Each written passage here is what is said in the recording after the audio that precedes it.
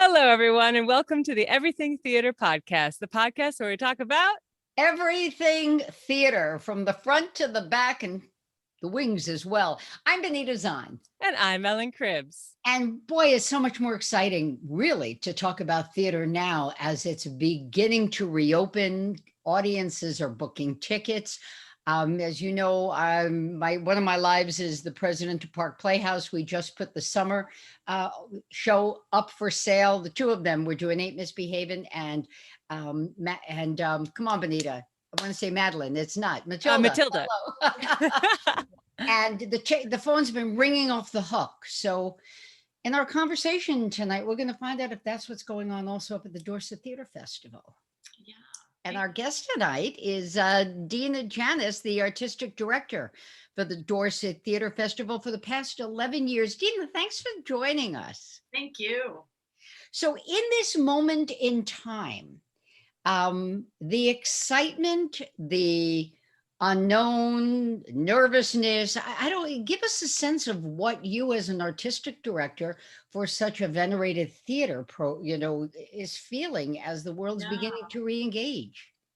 Well, I mean, it is definitely it's an adventure, coming back from this year of pause that so many theaters have been on. And for us, it's really, it's exciting to reimagine how we will make theater. And, this year we're moving to an outdoor theater. We're building an outdoor stage.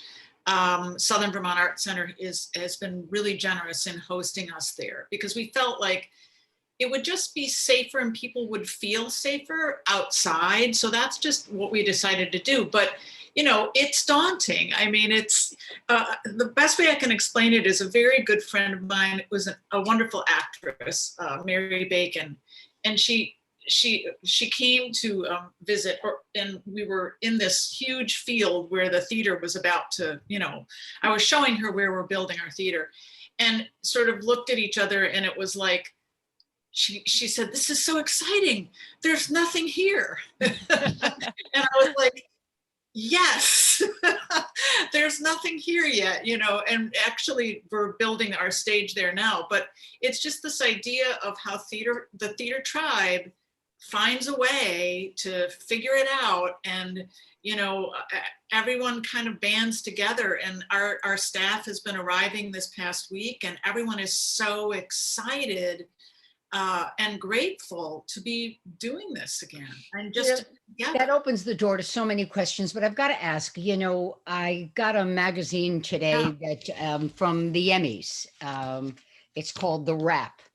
And it took a look at, the Emmys, who can and can't because productions were ended, but it also is talking about the re-arrival, if you will, of television and the streaming services and the numbers of shows that are out there now. And I wonder how that plays with theater.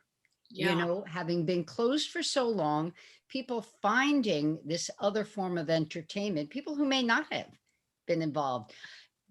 Dina, is there any concern, or do you think the theater crowd is just, they're waiting and they just can't wait to get back?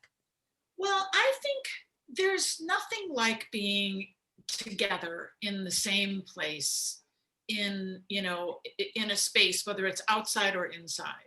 I think that there's nothing that compares to that. So, and if anything, I think people there will never be, I don't think people will take that for granted anymore. And the opportunity to actually be in an audience with other people and not just in your house on a Zoom screen.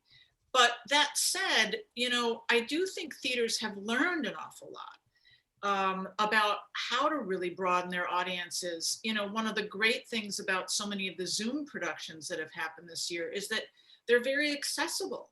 Anyone can come to your theater, and typically for free.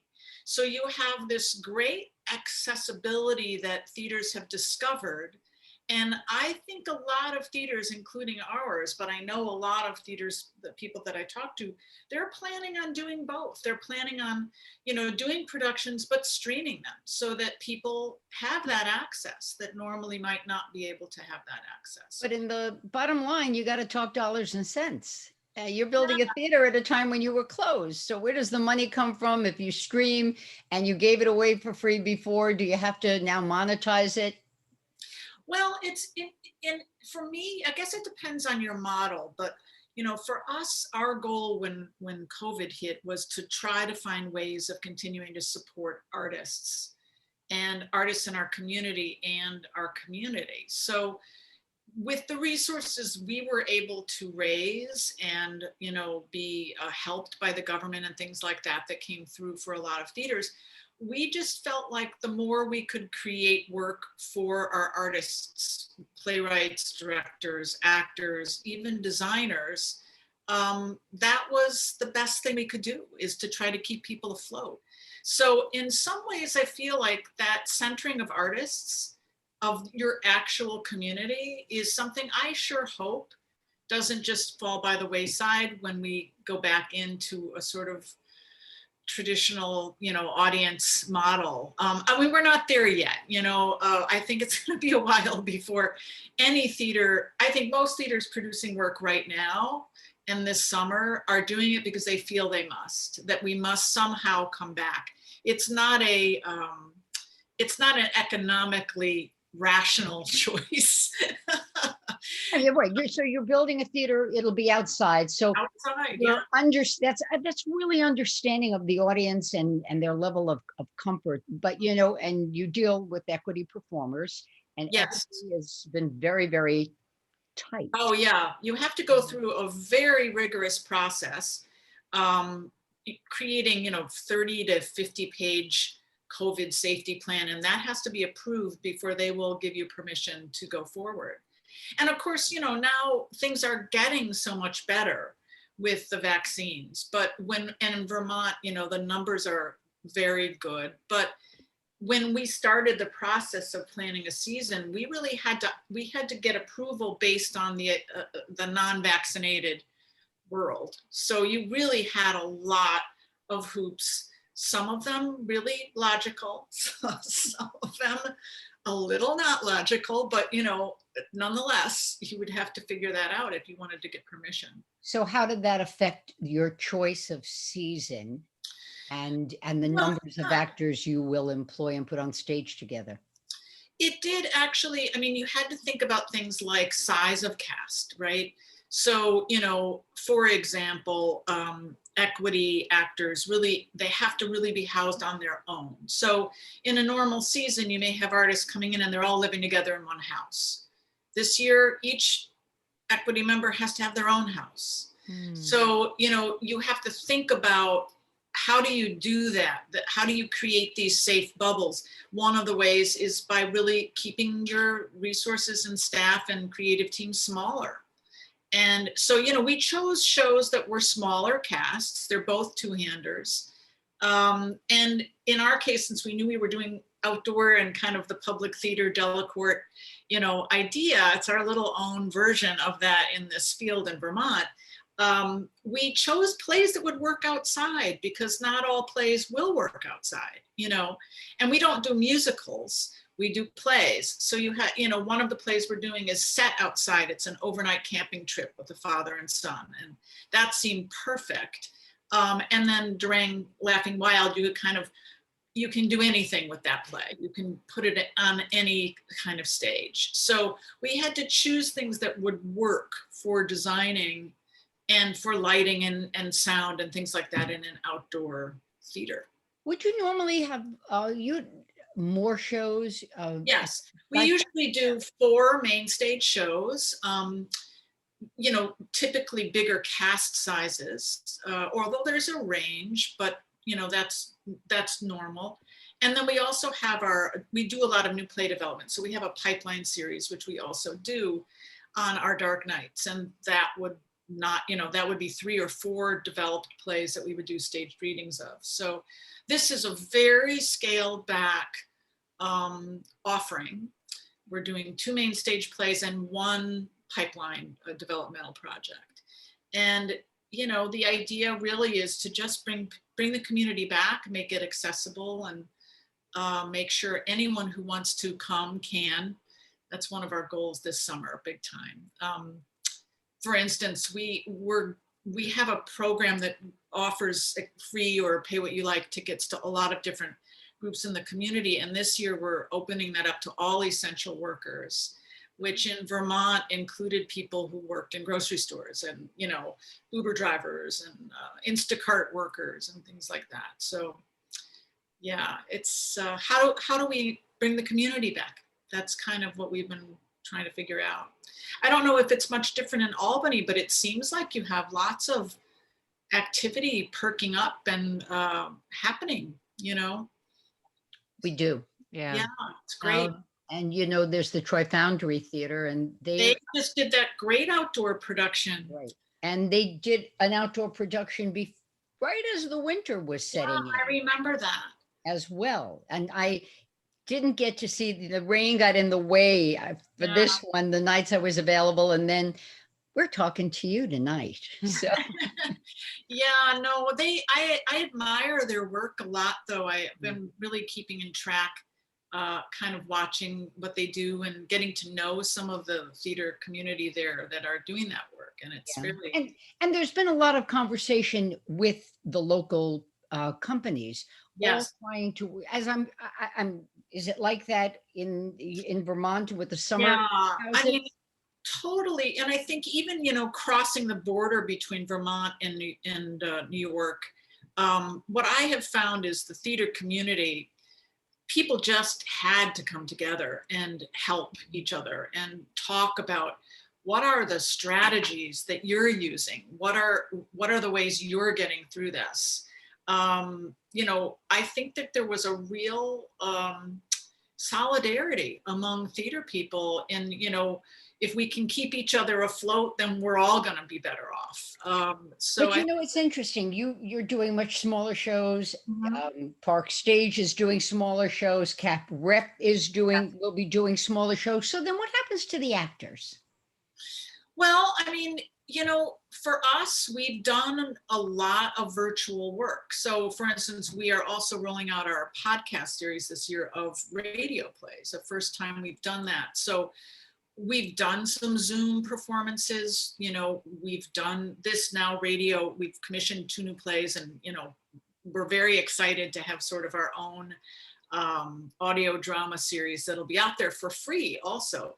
But all of those things that we've done virtually, which so many theaters have done, have been the way you've been keeping actors and directors and writers working.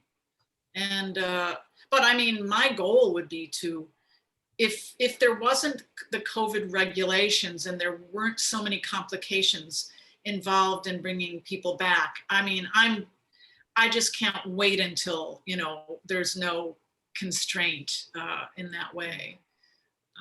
I think we all feel like that. Yeah, I mean, actors, gosh, you know, what an incredibly hard year for people. And I'm so amazed at the amount of work that has been generated, whether it's on Zoom or not. You know, people just kept on making work. And even in this moment, they kept on keeping on, as we say, you know. It's very impressive, actually. Yeah. I wonder if, you know, Dina, you know that cultivating a young audience is one of the ongoing challenges for live theater. Totally.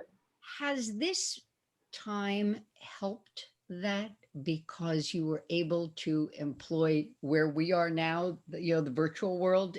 Yeah. Do you think that you got to younger people and maybe whetted their appetite for theater in a way that you couldn't have otherwise? Absolutely.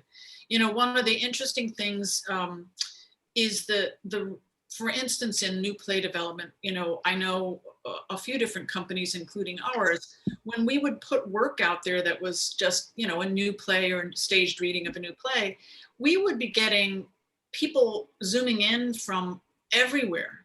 And a lot of younger college age people, you know, it really shifted the dynamics of who your audience is.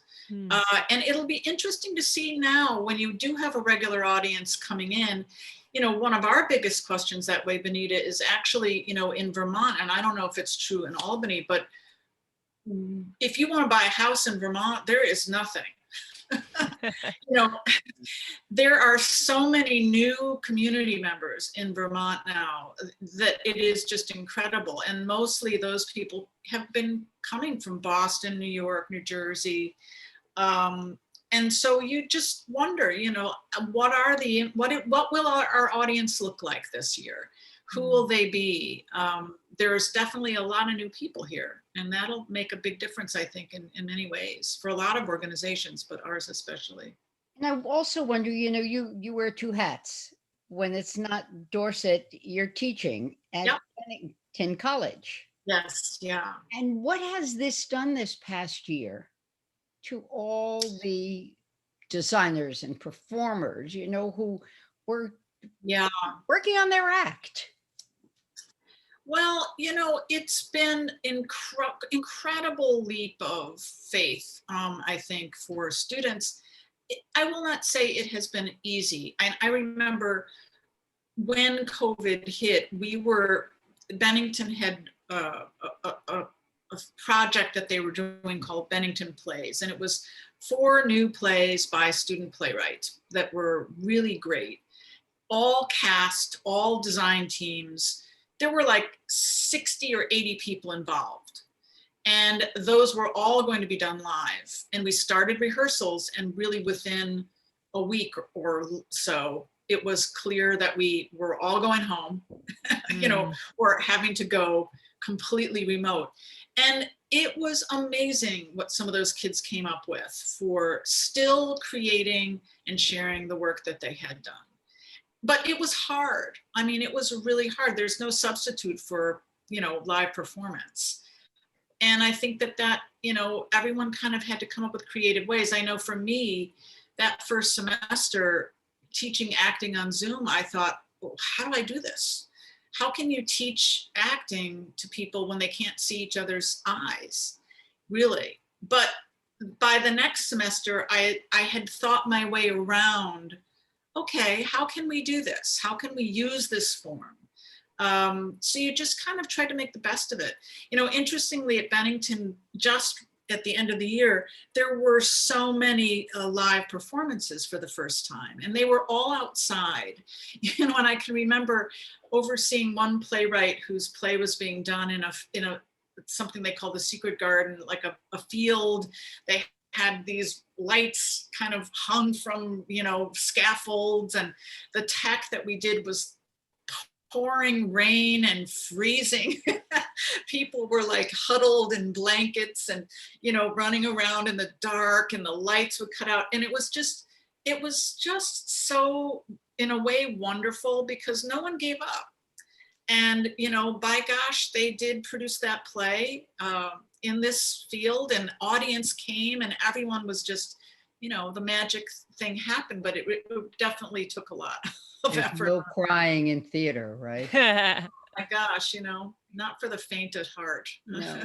And somehow, I'm sorry, Ellie, I was just going to say, somehow I'm seeing you doing a Midsummer Night's Dream next season in your outdoor theater. Oh gosh, you know, the idea of an outdoor theater is one that we hope we can keep, you know, because it's just such there's something magical. I mean, for me, well, you know, the public theater, the Delacorte, of course, they have the castle in the background, and Central Park as a setting, but it's just something about that is just quite wonderful, you know.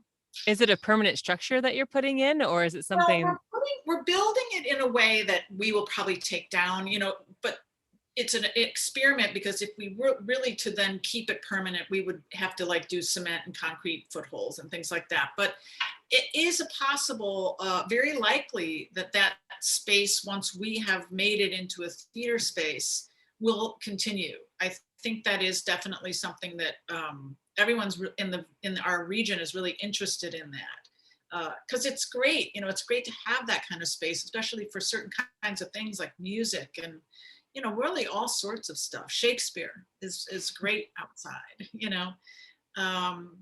So we'll see. It's definitely going to be an adventure putting it together and seeing how it all works, though. And now every year you do the pipeline series and you have submissions for new plays. So I'm curious, I'm thinking actors who are out of work think this is my year to write my grand play that I haven't had the time to do before. Have you seen a boost in submissions to your pipeline series? Well, it's interesting. I think it's funny, actually, to tell you the truth, the writers I know have had a very hard time generating work. I think now you will see that shift, but COVID was a very intense kind of artistic wham. It's hard to write a play if you can't envision where it will be produced, where it will be done. So there was a period of time in which writers were just stuck. And, a lot of people started getting commissioned to write radio plays, which was great because that was fun and you're writing for radio. So there's all, a friend of mine wrote a play where, the ocean could be, arriving in the play. And, you can do anything because you have sound and you can create it.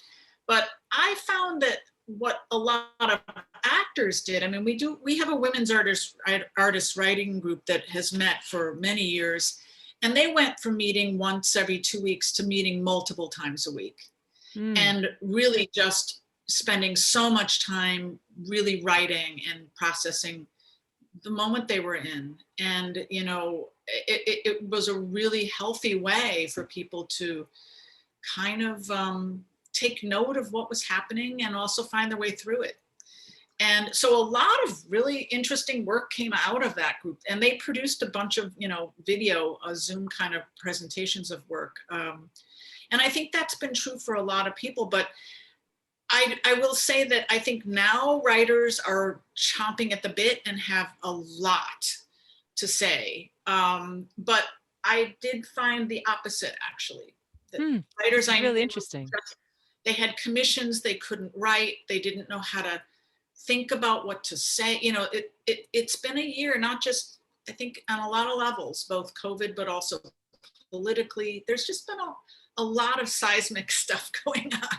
Well, And the mental health of a writer, it really affects their work. and I think, just being stuck in your Zoom universe is something unique for everyone, including artists, I think we come to better appreciate the need to collaborate.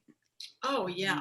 Whether it be with another writer, but to collaborate just in the world, to be able to go out and smell another human being, to give life to a character that you're crafting.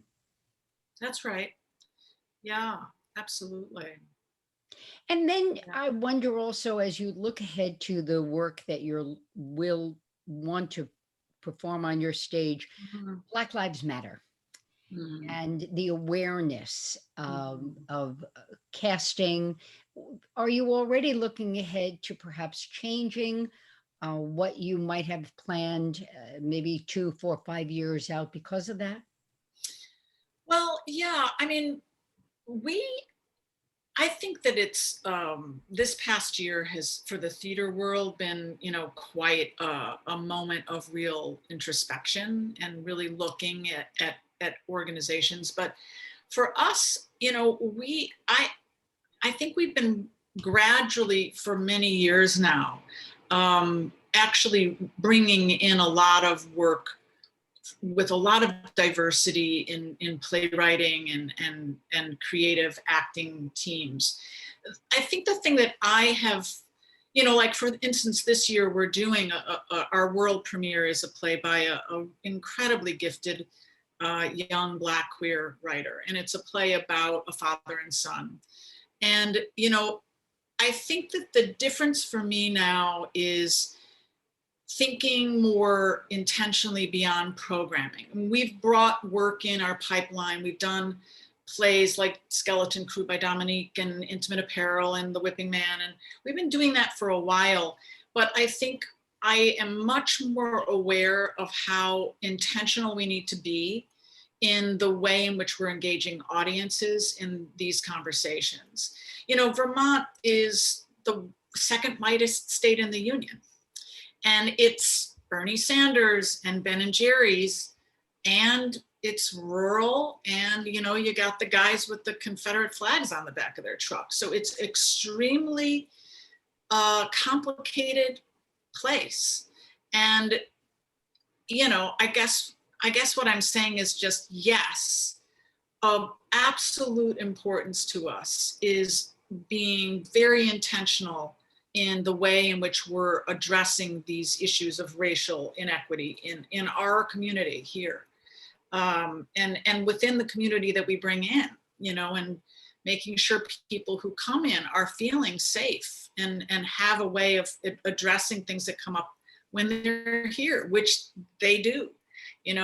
People suffer from all sorts of microaggression to things that are scarier when they're here as artists working for us. So that's something that, we've been talking a lot to other arts organizations in the area about how we can really work together to look at some of that and try to reach out to the business communities and local communities and kind of really have these conversations about Vermont. Even though people think of Vermont as very liberal, it has its definite complexities. Our conversation always goes in ways we could never see, because we just the answers and things you say, but we always end up sort of the same way. So Ellen. Yeah. So the last 5 minutes of the show are the close-up section. It's all rapid fire questions about you, Dina. Oh. So are you ready for your close-up? Okay, sure. So what was the moment for you, Dina, where you just knew you had to do theater? Wow. Let me think. I think I was actually brought into theater when I was probably 6 or 7 years old by a very gifted teacher.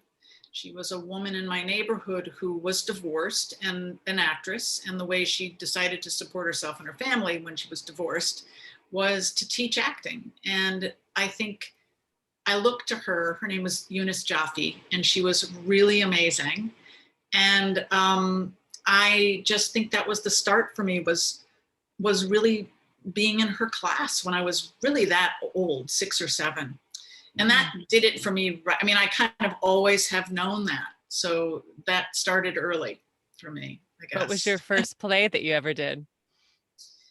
Oh gosh, I don't even know. I mean, we used to do a lot of, all your sort of standard things that you can remember. But I do know that in high school, I was very lucky because I was in Highland Park High School, and that was the school in which a lot of the original members of Steppenwolf came from. So we were very fortunate because we, again, had an amazing teacher, Barbara Greener, who's still alive and still coaching actors. And she's, almost 100 years old now, I think.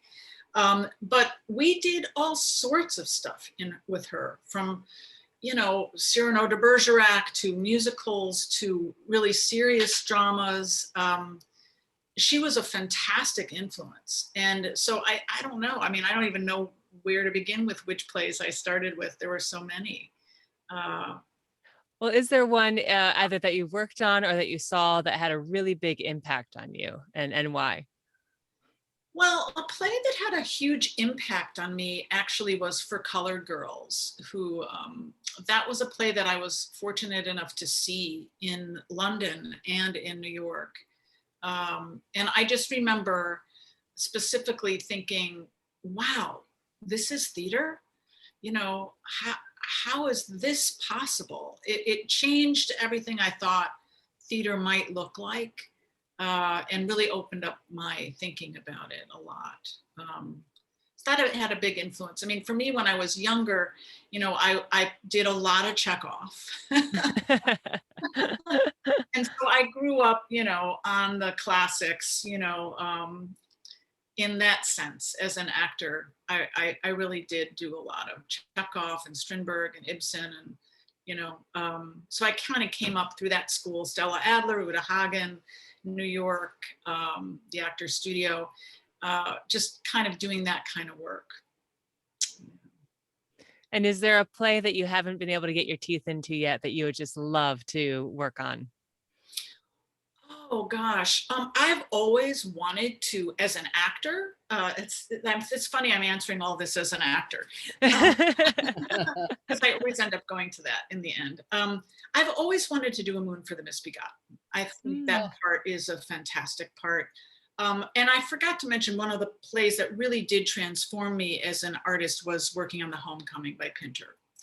So that was an experience that was extremely formative, and a part that I loved. So That's beautiful. yeah, but Moon for the Misbegotten, gosh, what a role, right? Hmm. Yeah. Yeah. We I all can have see it. those. Yep, yep. We all have one of those, right? I still can do that one. We do. I think I could pull that one off still. Put it on the bucket list. List, exactly. Well, Well, Dina, it has been wonderful talking to you Yeah, today. great Thank talking you. to you, and great that you're doing this show and keeping the theater alive, you know?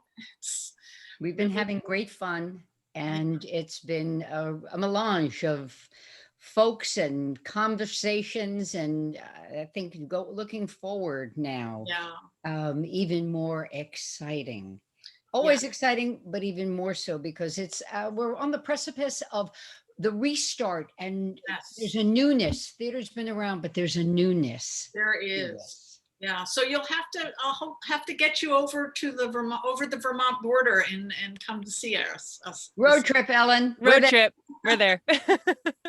Okay, thanks so Dina much. Janis, the artistic director of the Dorset Theatre Festival. Thanks so very, very Thank much. you. Have a Yeah, great season. yeah, thanks so much. We'll Bye. see you soon. Yeah, Bye. bye.